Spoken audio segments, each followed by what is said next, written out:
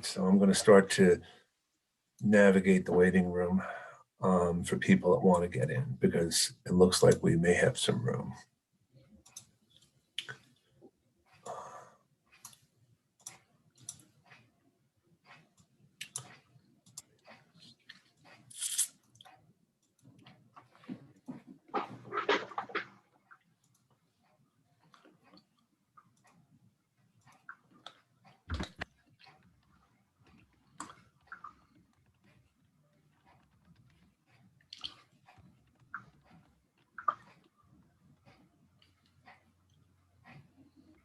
Thanks for everyone for making it on time. We're going to get going with the presentation. I'm very happy to have Keith Fleischer here today. Is it Fleischer? That's correct. Okay, and Keith is out of Florida, and I think we probably met last year.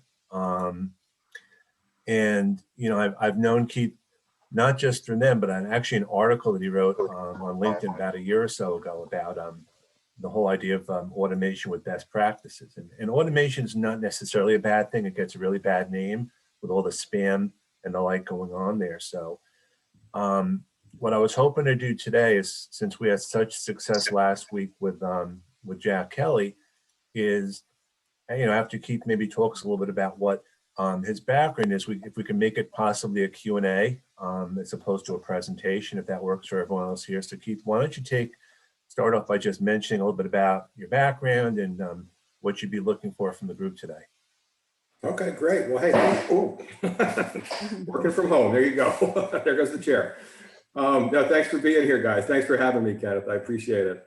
Background-wise, I come from a sales and marketing background primarily, mostly dealing with real estate. As a matter of fact, that's where the Big Linker was born. That's where our automation software was born. It was born out of a need to generate, to help my real estate agents at the time generate business on their own without relying on outside sources. You know, because a Zillow can dry up one day, they cut you off, or you know, any of those things. So it's always best to generate your own business, so you rely on yourself. So in doing so, my current business partner comes from the tech world and also marketing and advertising. And over lunch one day, we came up with the idea of using LinkedIn in this way and automating the process so they could spend their time actually using the platform for what it was designed for, and that's to make real connections. Instead of just doing copy, paste, connect for 24 hours, they could connect with people and then just really turn that into a relationship, which is essentially where sales come from. So that's kind of how we got here, and it's been a fun journey.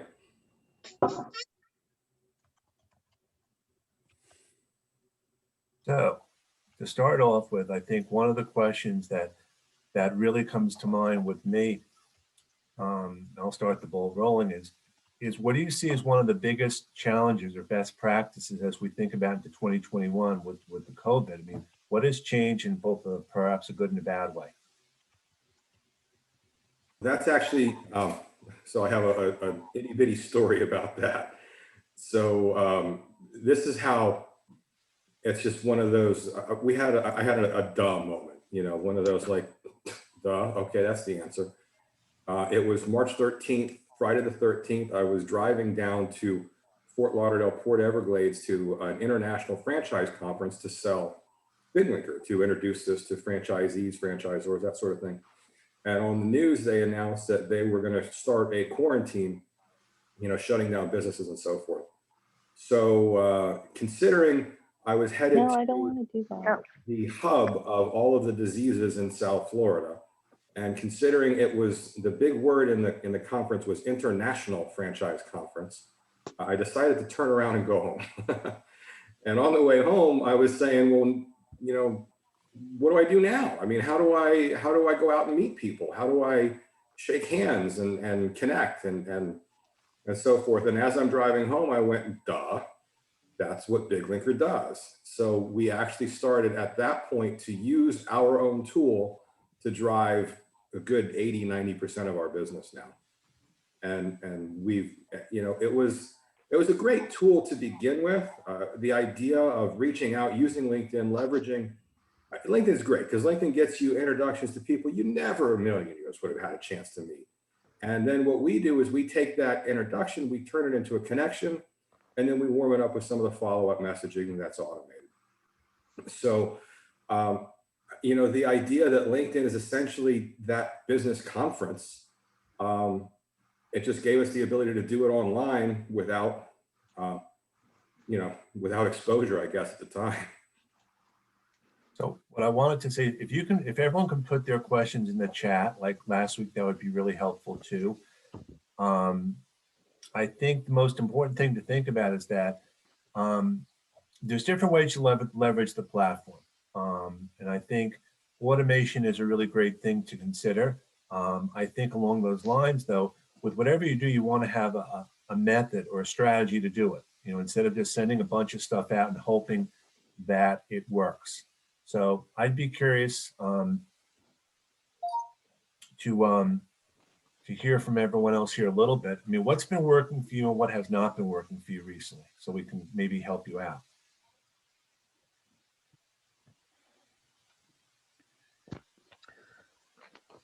Howard, I just need to get your email. That's really what I want, because I don't get the summaries of these calls, and that's a problem for me. Okay. I don't know where to go to get them. Well, I put the summaries of the calls in two places. I put them in the meetup group. I send a link out on LinkedIn as a follow-up the day after the event. So how should I find the, so I go into LinkedIn and I type your name in? What you do is this: when you go to LinkedIn and you type my name in tomorrow, you're going to see an update about this group.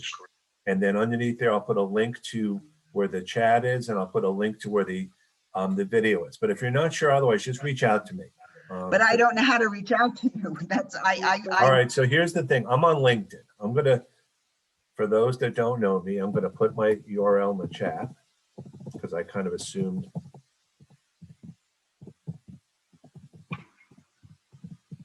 All right. Meantime, here's my thing right now. How do you feel, Keith, about reaching out to people when it's in a pandemic and people, you don't exactly know what the situation is with people? Do you find yourself looking to maybe portray things a little differently when you make the connections? Initially, at the beginning of the pandemic, you know, you hear the phrase, we're all in this together all the time. And it's the truth. You know, we're all going through the same kind of stuff where it's uncertainty for everybody. All right, Keith, I just want to stop you for a second because Lori Walker brought up a good point. In terms of your expertise, a little more about specifics, maybe not so much just about the tool, but what are the specific things that people can ask you that would be really relevant in terms of best, because we said LinkedIn best practices. So what are some of the things you would suggest? That's a good question. Well, obviously the automation and how it applies to LinkedIn is more so my specialty, but there's, you know, there's any number of things that relate.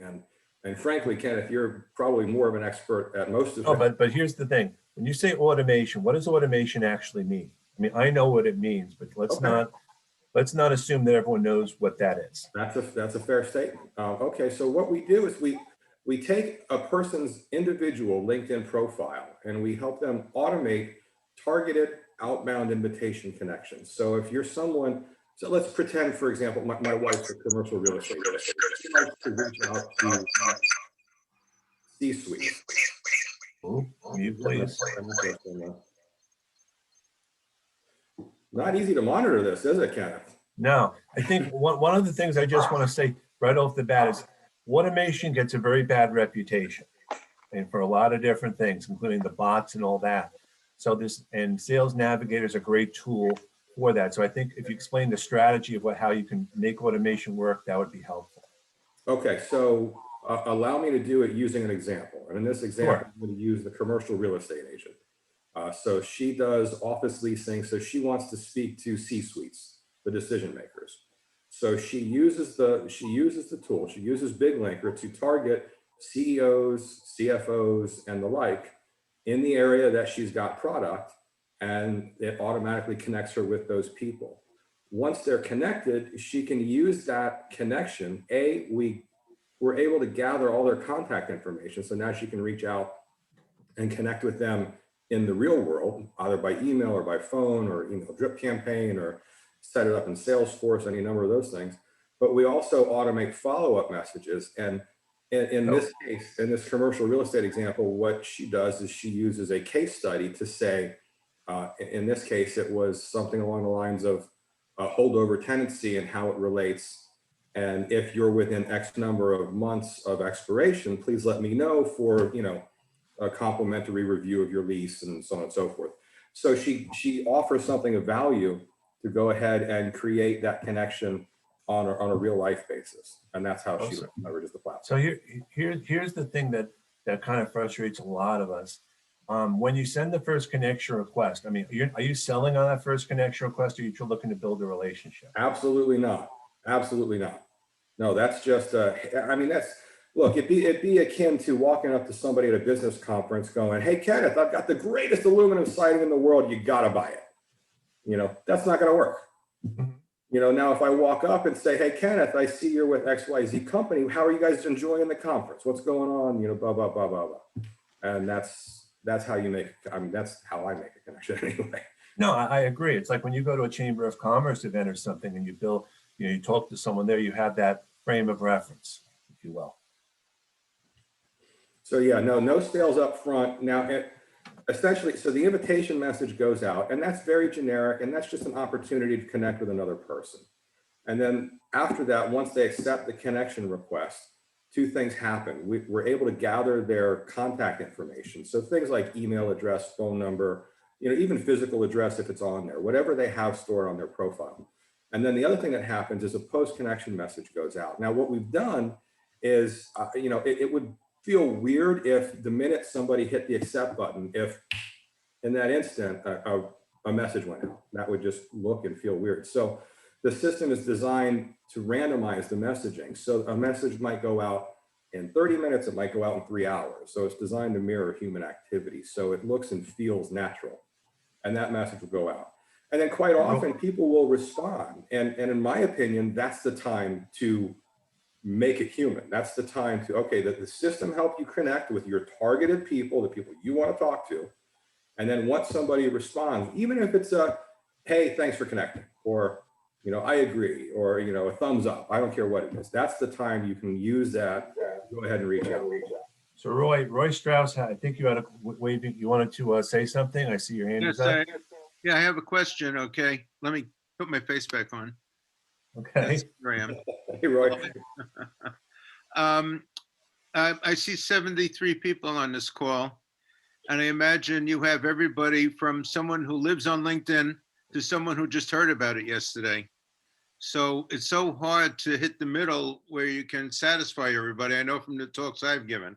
But when I hear you talk, and again, I'm sort of relatively new to LinkedIn. I've always lived off my website and so forth, but now I realize I have to change.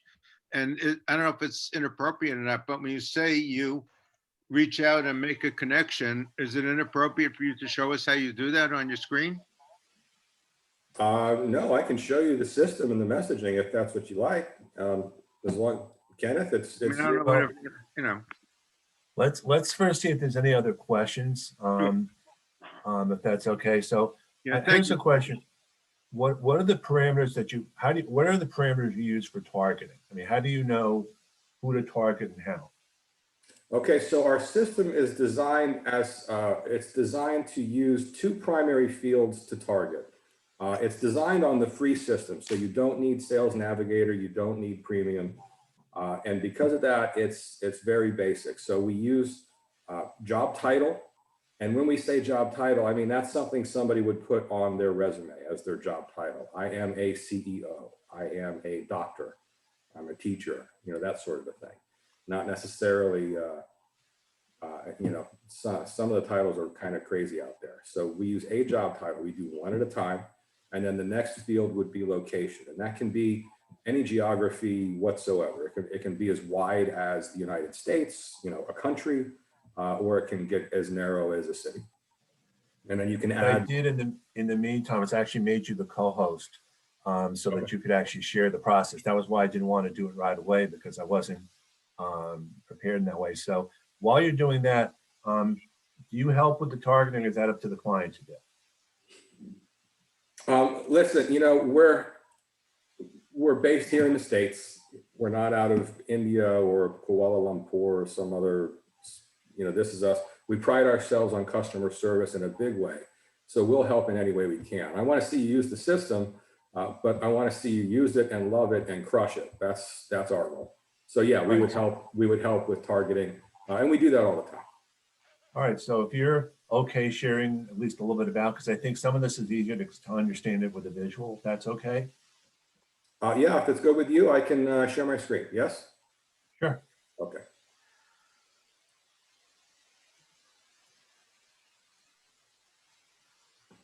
So, and Kenneth, if stop me, because I'm kind of just used to rolling through this a certain way. So if I get off tangent here, just stop me and I'll and redirect me. But our system starts with the dashboard screen. This is the user dashboard.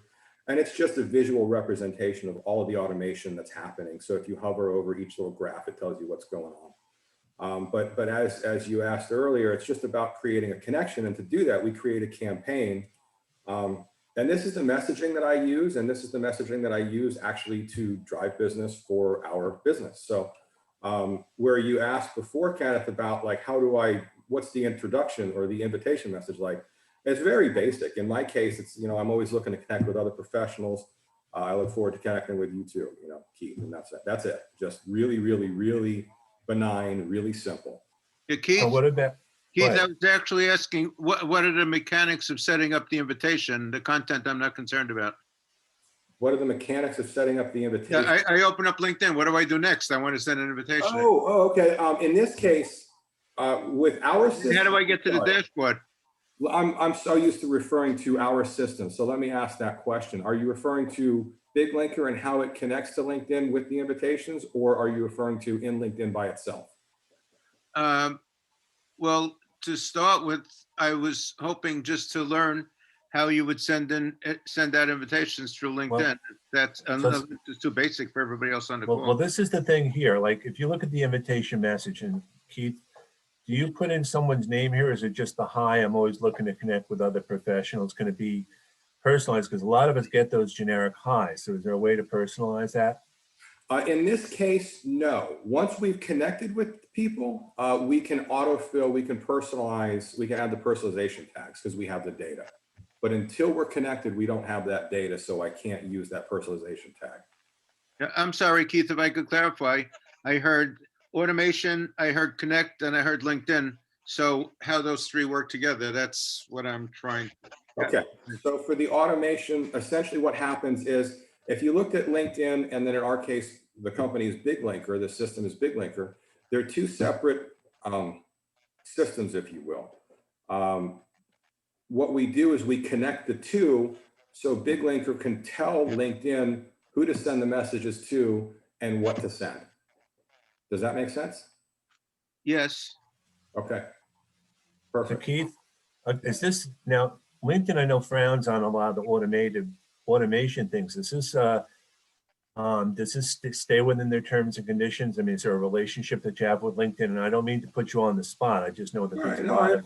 It's a good question. We're built on LinkedIn search API, so they know who we are and what we're doing, and we had to, I guess, go through some sort of. Forgive me, I'm not the coder, so I don't know the process, but we had to go through some sort of a process to get approved there.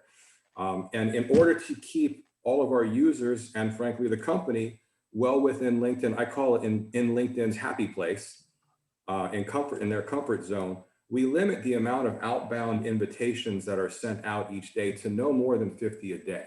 So, what we're trying to do is create something that's more like a LinkedIn profile management tool that helps you reach the people you want to reach, but it's not a spam tool. And that's the thing we avoid at all costs is appearing spammy in any way, shape, or form. So we limit that number. And then also, if you recall, all the messaging is randomized. So sometimes you might see 52 go out, maybe you'll see 43 go out, so it moves, it's a moving target. Because that's what humans do. So it's designed to mirror human activity. And then another part is, and Kenneth, I'm sure you're aware of this, but a lot of LinkedIn users are not, and that is withdrawals. So what happens is, as the invitations go out, if they're not either accepted or withdrawn, in other words, it's up to you to go take them back, they just sit there and they start to pile up. And in my mind, I see, in that scene in the movie where you have the slit in the door and all the mail just keeps coming in because nobody's home and it just stacks up. Same thing with the invitations. But LinkedIn doesn't like that. They frown on that. So if the number of outstanding invitations that have not been accepted exceeds a certain point, LinkedIn will stop the ability of that profile from connecting with anybody else until that's been dealt with. So in order to make sure that we always stay well within that range, we also automate withdrawals, and you can adjust it based on 4, 6, 8 days, whatever. But the general thought is that if someone hasn't really accepted your invitation request after about a week, they're really not active on the platform anyway. So it's better just to pull it back and then we can reuse it down the road. Mary Ellen, you have a question? Yes, since you're doing this through job title and location, what I was wondering as time goes on, I'm sure people are going to become more familiar with this. So if I would be setting this up, can I pick and choose who you selected to send this to? Because I wouldn't want people to start looking at this and saying, oh, this is just an automated process. The person's not taking the time to actually connect with me properly. They don't have my name in this. So it's just a question because everybody only has so much time in a day. So would people start to overlook these? That's a good question. I don't have a crystal ball for that one. I can tell you, generally, I'll give you an idea of what connection rates are like for most of our users. So Okay. because we have that limitation of no more than 50 invitations going out in a day, we still are super consistent because it's an automated tool. I like to joke that it's the best virtual assistant you've ever had because it shows up every day, it does exactly the job you want it to do, and it never complains. So with consistency, we'll see about 1,500 new invitation requests go out each month, more or less. And as a result, depending on the person's profile, the industry, any number of factors, users will see anywhere from, on the low side, 300 to, on the high side, maybe 700 new connections created each month. So it's pretty robust. And even though we're targeting, let's say I want to talk to CEOs again, maybe not every single CEO is exactly my high value target. So it does take a certain human factor to go in and look at the people you connect with and then take that opportunity to essentially, I'd like to say we use this as a way to create the connection and then take it off platform, whether it's an email, hey, we connected on LinkedIn, or, hey, Kenneth, it's Keith. We connected on LinkedIn a couple of days ago. I saw that you do X, Y, and Z, and then go from there. How do you deal with people that either ignore or do the I don't know this person? How does that impact things? Because, a lot of people may not want to connect. That's interesting. I don't have data on that. Ignores is no big deal. It just sits there and then we pull it back. Right. I don't know this person. I haven't seen that have any effect on us at all. So Because I say that because there was a time, and I'm sure it's still the case, if a person gets too many I don't knows and they have to put an email address or something as a next level of proof that they know the person. So I don't know if that's something that you talk about in your background, but I think it's important to think about. That's why it's so important to personalize as much as possible and have a specific reason why you're connecting. Agreed. And typically, look, if I'm a commercial real estate broker and I'm looking to connect with C-suites, I think it's pretty obvious that, why we're trying to do that. Also, the system works based off of your existing first degree connections. So no message goes out to anyone unless you have a second or third degree connection to them. Does that actually, and that might have some relevance, might have some bearing on that I don't know this person question you just had. I mean, it's a general question, I think, as much as anything else. Mary Ellen, did you have another question or? I did, in that I wanted to understand what was the percentage rate of no responses on average when you're sending these out? Like for the people, it just would give me an idea of, I know you say it's first, second, third level, but what percentage rate usually responds to these? It's basically a cold call out. Yes, so are you referring to the invitation to connect? Yes. Okay. So I'd have to work the math on it, but out of 1,500 connection requests on the low side, we get 300 to 300 on the low side, 700 on the high side acceptances. So whatever that percentage is. All right. Thank you. Thank you. So Yeah, I have who a would be your- question on that. I didn't catch if I have a number of first level connections, and then I say I want to send something out to all of my second level connections that have a special connection within an industry or whatever. Can I, in those messages, say, hey, we both know John Doe, who is actually my first level connection, without me having to go in and edit every invitation? No, so this is automation. So you do want to keep it somewhat generic. We don't have the ability to go ahead and personalize it to that degree. But for argument's sake, the way I like to use the system, or a lot of people will use the system as well, is we'll just do the invitation. And once somebody accepts it, even the post-connection message goes out, and it's something, it can be something just friendly. Hey, thanks for connecting. I look forward to learning more about you and your business. But then too, after that, once you're connected, you can absolutely reach out and go, hey, Kenneth, we connected a couple of days ago. I see we both know John Doe. I was wondering how you knew whatever it is that you want, because at that point you're connected. And that's the whole point. We're trying to create the connection. We're trying to build a network of people, of targeted individuals that we can reach out to.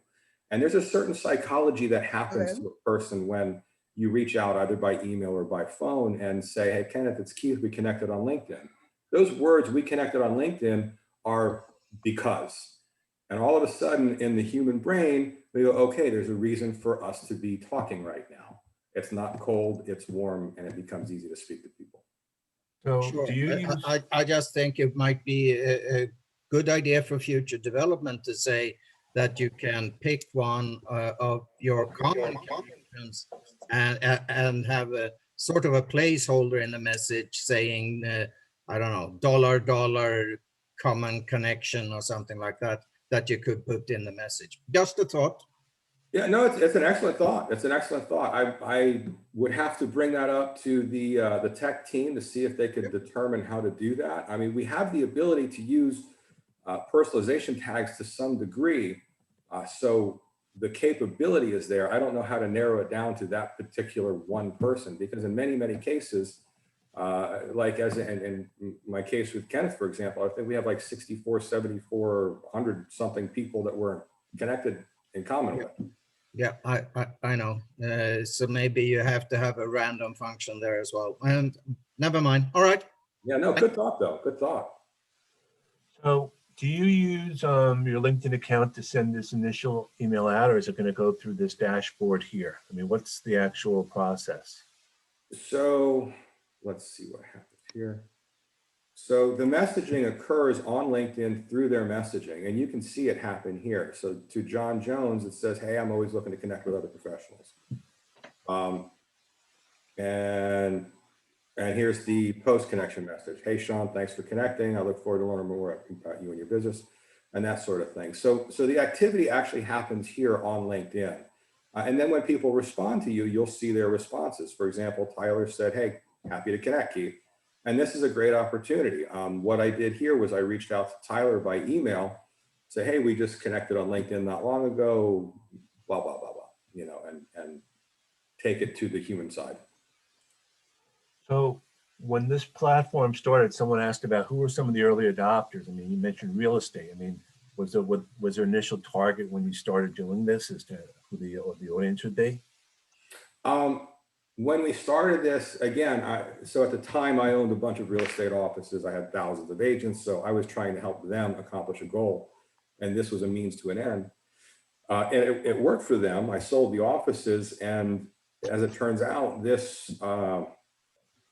probably the largest, the top part of our user base would be insurance and financial advisors are probably the largest portion of our user base. And then marketing is the next one. And then really anybody that's looking to connect. I mean, we have, I have a person that owns an art gallery and she's connects with other artists. So, I mean, we have people from all walks of life. We have a dog walker on here. I think, because it seems to me, I mean, there's so many financial people that send us requests, and it's so generic, and it's so right away. It's like, I noticed you're from company ABC, and you need help with taxes or something. And I think, you know, that's a really bad practice. And I'm not suggesting you do that, but I think that's what a lot of us kind of get a little bit of a, you know, wary about when we get certain things. Yeah, well, like you said, I mean, the automation tools have a bit of a stigma because of that. Nobody likes to be bothered. You know, nobody wants to be irritated or bugged or that sort of a thing. So that's why I like the idea of just the invitation message being somewhat benign and easy. And then really not abusing the automation. Maybe one follow-up message that says, hey, this is what I do. I'd love to see if there's some synergy between us, and just let it be. And then from there, you can take the contact information. So over here, we get to collect all their contact information, because you can see we have pages and pages of it. And we've got phone numbers, email addresses, titles, all that neat stuff. And then you can export the whole file into a CSV and put it into like a MailChimp, or if you use Salesforce or something like that, and then kind of automate the process from there. But even then, I think nothing beats picking up the phone and saying, hey, you know, we connected on LinkedIn. I see that you're in marketing. I kind of deal with some marketing space as well. I'd love to talk with you and see if there might be some synergy between our companies. So I guess one thing, I know one thing that's really a turnoff is I get the highs all the time. Is there a better salutation? Is there a better way to possibly, I mean, do you have a statistics on which ones work and don't work in terms of That's the a initial? really great question. I'd love to know the answer to that too. No, You know, I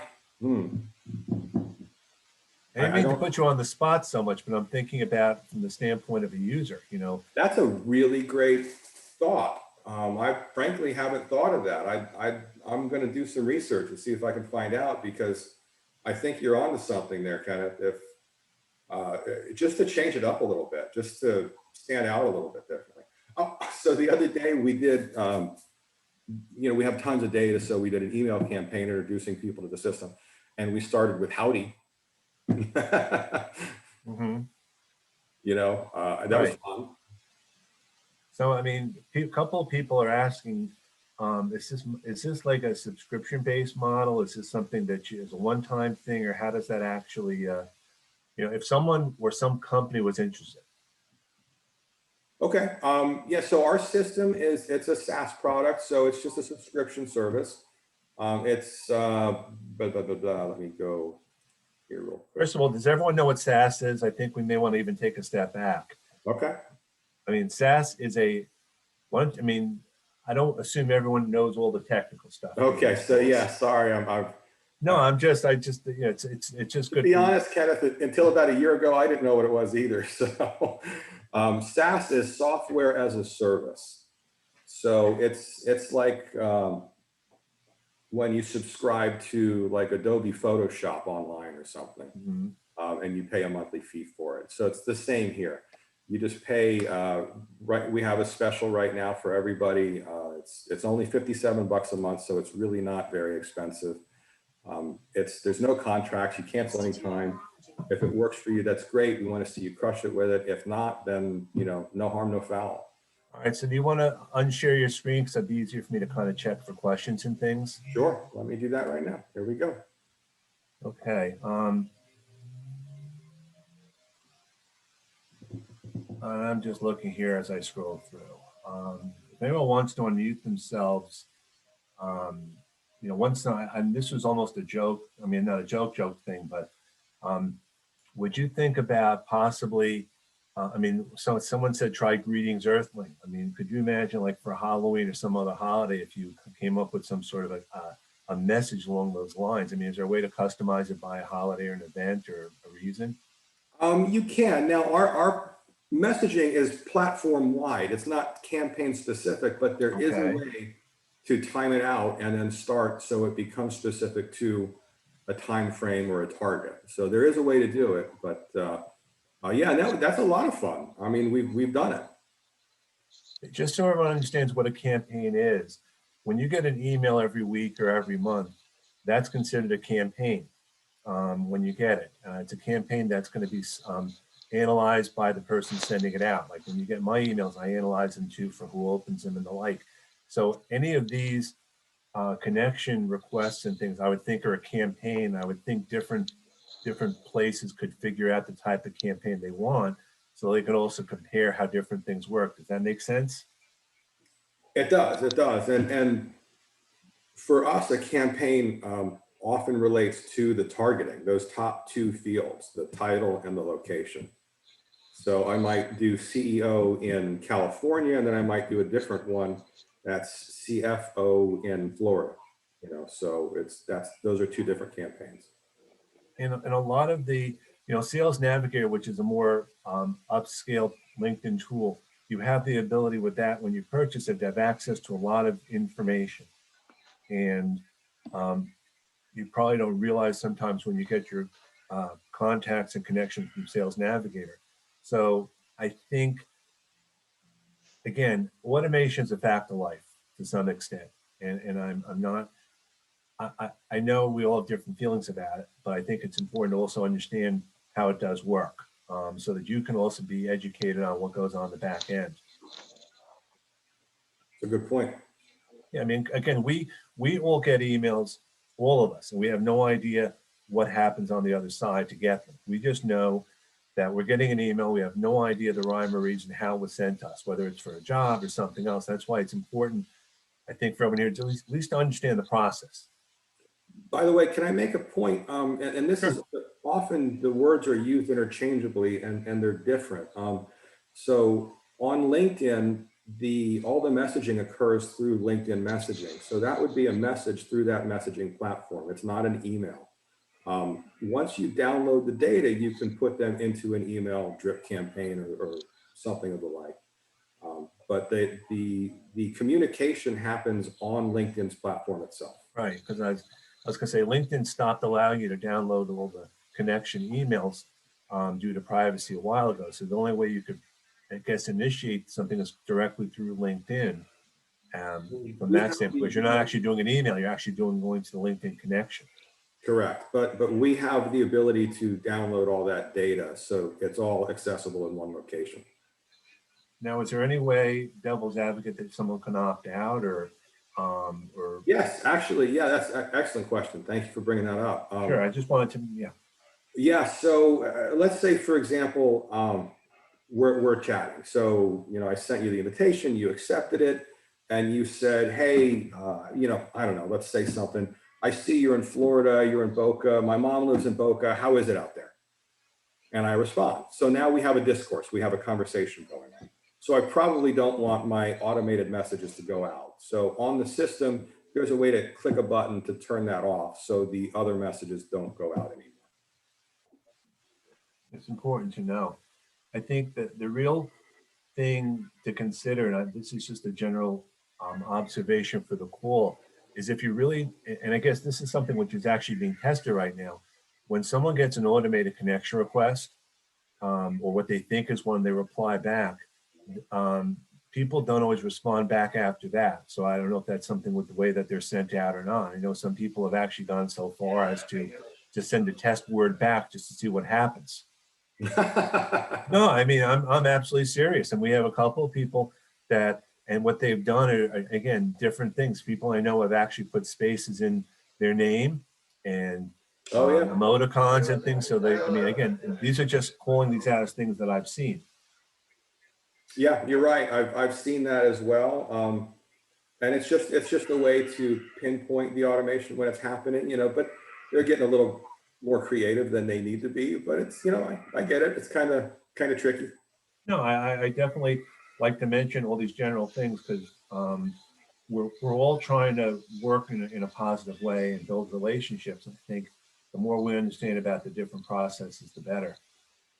And- Barry, Guys, I have a go ahead. question. Sure. I have a question for you. I get constantly invites from various online universities asking me, hey, we've got this free offer for, a master's degree or whatever, fill in the blank. How do you block those? I mean, online schools, how do you, You can opt out. maybe I shouldn't, I should start it, but, be that as it may, I mean, maybe, how do I block it?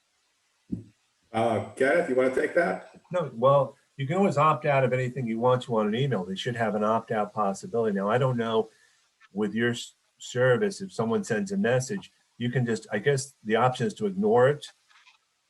Correct. But what happens if someone, if someone reports it though, and again, I'm not saying that they do, what happens? Because people have different options. And Barry, you're referring to messages on LinkedIn or by email? No, messages on LinkedIn. Yeah, In okay. my LinkedIn Messenger app.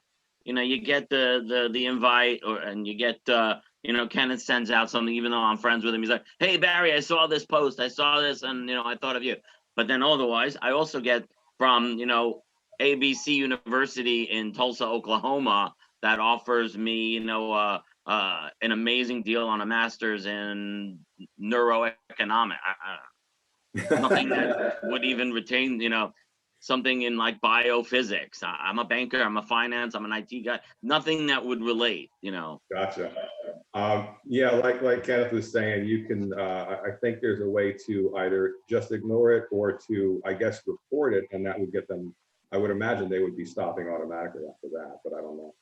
I would use as an analogy, the recruiter platform, they're gonna do a search for someone for a specific job, and they're gonna search for the job title. They're gonna send a message to me or someone else, and it'll be hi with my name. It'll be a cut and paste of this is the job title, and then it'll be you have the option to say interested or not interested, and that's all dependent on how something is set up. But they send those emails out a lot to hundreds of people. They just seem a lot more personalized because it's coming from in LinkedIn, it's coming from a recruiter. But don't misunderstand, those emails are going to lots more people than just you. So I think Not special. What? Barry, you're on a list of undereducated bankers. It's the worst thing that's been said to me in like the last 20 minutes. If anyone's using Microsoft Outlook, you can set up rules in there to either delete the message or move it to another location, things like that. Like move it to your, delete box. That won't work if you're getting the message in LinkedIn. Right. If you're So getting Alex, your message in Outlook, yes. Yeah, Alex, you posted a comment. You had a question, so you posted a comment referring to. So why don't you chime in about things that you were interested in?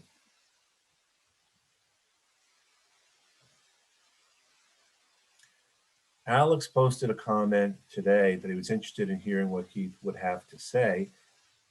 Basically, what I was hoping for today too was to get a little bit back and forth about things, because I think there's a misunderstanding to some extent about how automation works. And I'm not suggesting that everyone should automate all the time, but I think, and I mentioned, knowing how the process works at least will help you understand it. You may not like it, but at least if you know how the back end works, you might be a little more understanding of it. And to some extent, everyone is looking for business and to build relationships.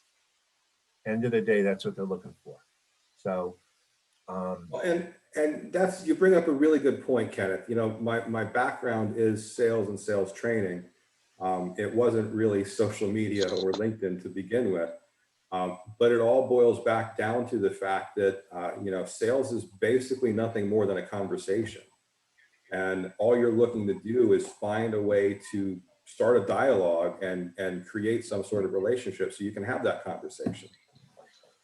I agree. I think to some extent, people, especially who may be in transition, maybe a little more, I won't say frustrated, but I'm a little more, the antenna's on about this certain types of connection requests and things. I think it's important.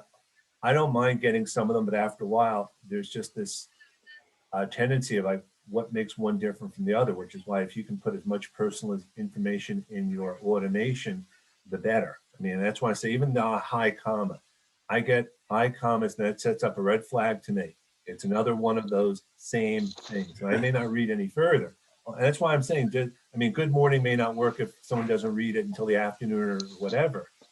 But How about hey now? what? Hey now. Well, again, there's any of them there where it's hi, greetings. I mean, again, it's just, I'm looking at this from the other side because a lot of times people don't know unless you remind them or just kind of nudge them. But I know that's something which drives me crazy. It's just getting a hi blank. And I know it's well-meaning at times. And I just would hope that if you're testing things out to see what works and what doesn't work, that would be a good use case. Yeah, that's definitely something I'm going to research. Lisa, did you have something? Yeah. Hi, Keith. I'm Lisa. My question is, how many sea levels do you actually hit? I did something when I was working where I just not randomly, I focused on a CEO of a company who didn't answer, but handed it down to someone else. So I guess on your dashboard, do you get answers from sea level? And that brings me to the other point. Just now, someone tried to link in with me to connect with just, hey, connect with me, and I won't connect with anyone unless they send me an email. Why? So I guess my question number one is what is the response from sea levels? And do sea levels really answer? Because you're just saying, hey, I want to connect with you. So I want to come back to that. There's a couple different strategies on using LinkedIn again. And so let's come back to that. But in answer to your sea level question, it usually has to do with your own profile and the industry that they're in and the people that you're connected to. So if I reach out to a sea level and we've got 200 people in common, the odds of my getting that acceptance are much higher. Also, I've been a CEO of many companies, so we're operating on the same level, so to speak. Sometimes CEOs, C-level people might not, if they see in the profile, something that triggers them, like, and Kenneth is really big at looking at these profiles to make sure the connection's legitimate or good, beneficial. So maybe they see something like insurance in there that just turns them off and they don't want to connect. So it just depends on your profile. And again, how many people you're connected with is definitely going to help leverage that. And then in terms of how to use LinkedIn, there's kind of two schools of thought on it. One is there are no bad connections. And that theory is just more based on building a network. And, so even if Lisa, for example, maybe you and I aren't the ideal connections, but your second and third degree connections might be. So it might get me to the people that I do want to get to down the road. So in that theory, there's no bad connections. There's a flip side where someone might say, well, I only want to talk to the one person that's actually interested in my product or service. I don't want to talk to 100 people, or I don't want to connect with 100 people. So for them, using that fine-tuned target is better for their business model because, they're less concerned about a larger network. I just had someone who I needed to talk to because I was having an interview, and the guy wrote me back, I have 11,000 connections. He said, I really don't know this person. I mean, Oh yeah. I think some people, I don't want to say abuse it, but it has no meaning. Well, I think there's a difference between connections and also followers. I mean, I would say of all the connections I have, I could probably knock down to like 100 or 200 of the people I'm really closer to now. But a lot of the other connections there, I may rely on them from time to time, but it's a numbers game in the sense that however many connections you have, you're probably not going to be able to say you know more than 100 or so of them, and know in one sense or the other, which is not to say others aren't beneficial, but it's just realizing it's not just about the numbers of connections, but it's the number of good connections you have, or Thank you. relevant connections. Thank you.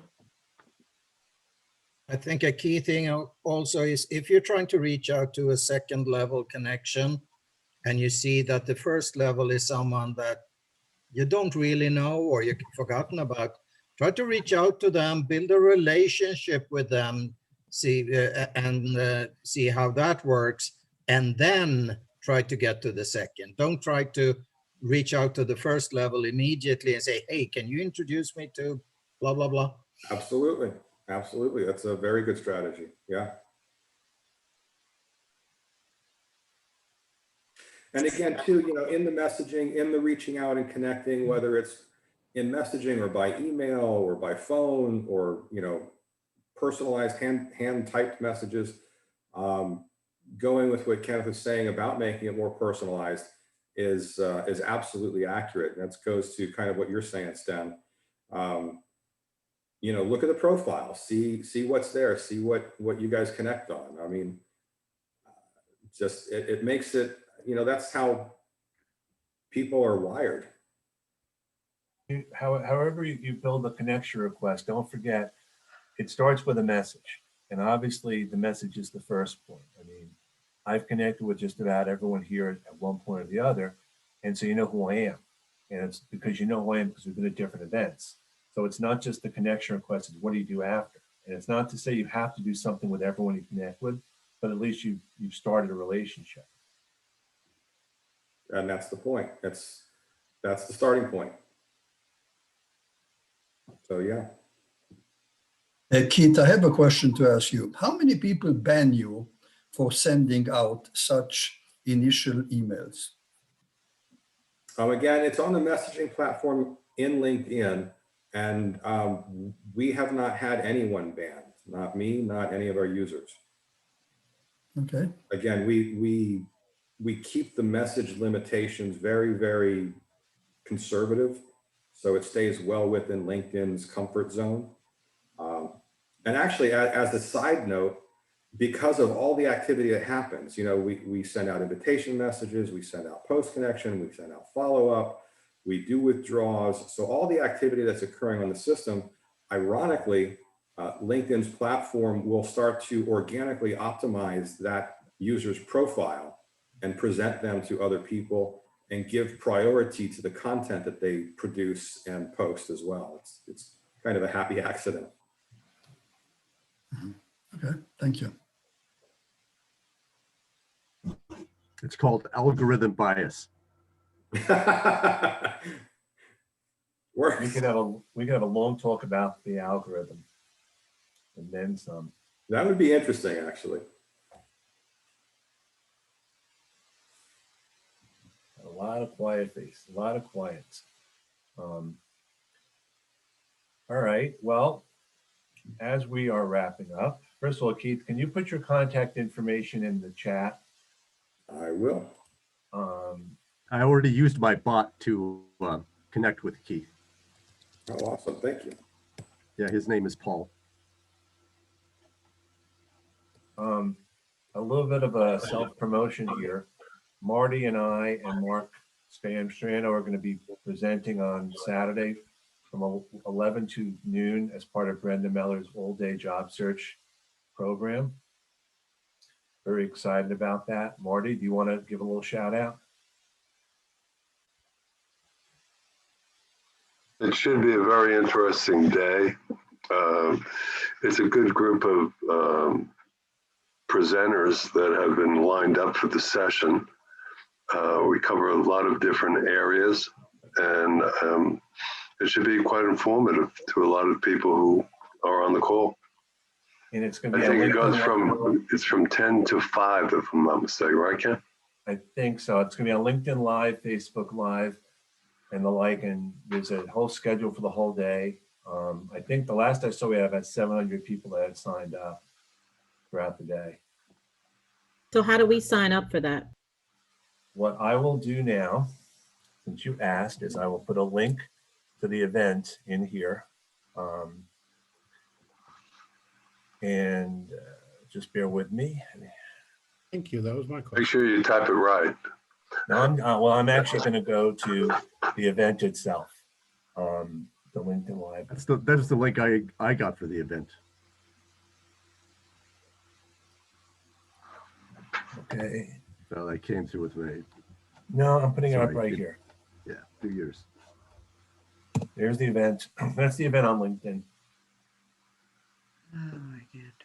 It's free. There's about 9 or 10 different speakers throughout the day. We're going to be talking about the older crowd.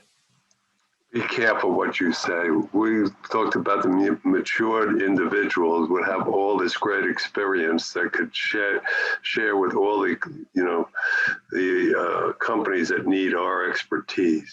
Yes, I know.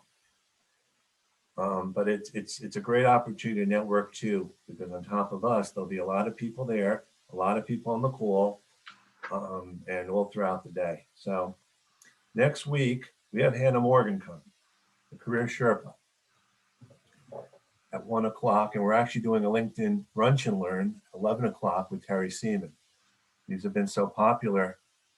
We're going to be doing these more than once. We're going to have a Brunch and Learn every month, and we're going to have our LinkedIn Lunch and Learn. So we're going to play it by ear. But I thank you all very much for attending today. Keith, thank you so much. Thank you. I really for having me appreciate here, it. guys. Great group. I hope- Thank you. I hope that we weren't too hard on you. Nah. Thank you, Kenneth, Keith. Appreciate it. Thanks. Thanks so much. All right. Thanks, everyone. Have a great day. Yep, don't forget to save the chat. I'm waiting for everyone to leave before I save the chat and stop the recording. Yeah, I think what Marty meant to say earlier was the youthfully challenged, like myself.